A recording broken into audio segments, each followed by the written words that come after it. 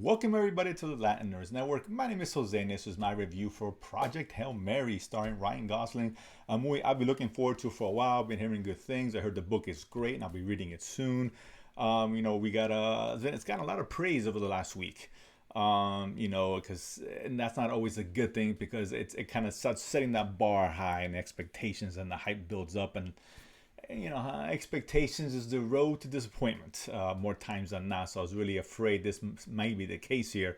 We got Lord Miller directing this film. Of course, Ryan Gosling plays a Dr. Grace, who's a overly qualified middle school teacher, science teacher, who suddenly gets thrust into saving humanity. He gets sent off to space to find a solution to the huge problem that the sun is its power is deteriorating, and within 30 years, the majority of humanity wiped from existence for obvious reasons. So he's kind of man's last hope, if you will, for survival, and that's kind of what the crux of the story is. That's the basis of it. Of course, but along the way, he does meet a little alien kind of rock creature he calls Rocky, I guess, who's also finds himself in a similar situation as Gosling's character, as he's also trying to save his own planet from the same fate from obviously a star similar to the sun for them. Lord and Miller, listen, they prove here of why Kathleen Kennedy should have been fired from Lucasfilm many years ago when she fired him off that solo project. These guys are money. They haven't missed as far as I'm concerned. That they shepherded into the Spider-Verse, which is fantastic for Sony. They gave us movies like the Lego movie, 21, 22 Jump Street, which are really good. So I don't get why that happened, but I digress. But in terms of this film, these guys knock it out of the park. They really do. I really, really, really enjoyed this film a lot. The best movie I've seen probably since Sinners, was about a year's time. There's so much good here, and Lord and Miller really direct their asses off here on this one.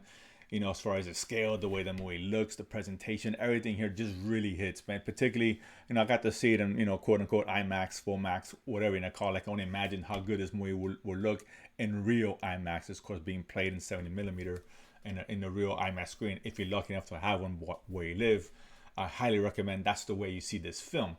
But if not, it is what it is, because this one obviously is one that I'm highly recommending for many reasons.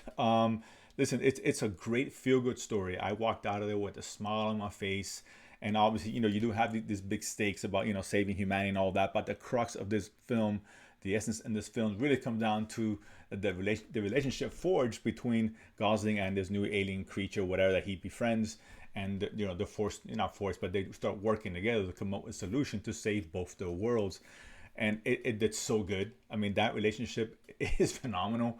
It's a feel good. It's going to bring out the feels. It's very humorous throughout the film, and no surprise given Lord and Miller's, of course, pedigree in that. They do a good job of taking a long movie and what could be a very down movie at times and really giving it that levity throughout. I mean, I was laughing a lot of times. Very funny, great witty dialogue. Gosling is great in this movie, and he has to carry this film virtually by himself.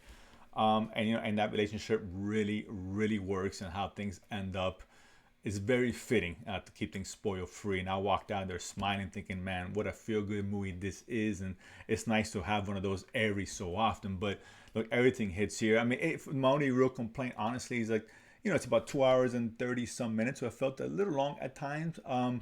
But that notwithstanding, it was still very well done with a very cool story. You don't really get lost. I heard people who someone I knew read the book, and they did a good job of translating what was in the book.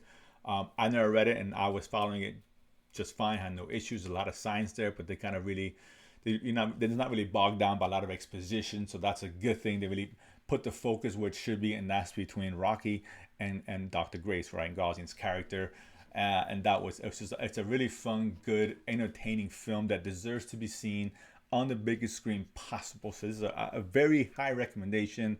Obviously, I think the best movie so far this year. I know it's early and has been a great movie year so far.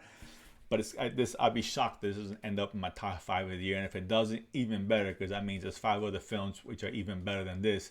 And that's a good thing if that ends up being the case. So yeah, absolutely go to the theaters. This is worth the money watching. You can have a really good time, very entertaining. Again, a feel-good movie, which I think we definitely need around this time. So if you guys go see it, comment, let me know what you guys think about it. Maybe I'm nuts, maybe I'm crazy, maybe this movie sucks. Maybe it does. I don't know. Not to me, but maybe you guys may feel differently. Or if you do agree, let me know. And of course, if you haven't done so already, subscribe below and feed money to go to the movies and talk about it afterwards. See you guys next time.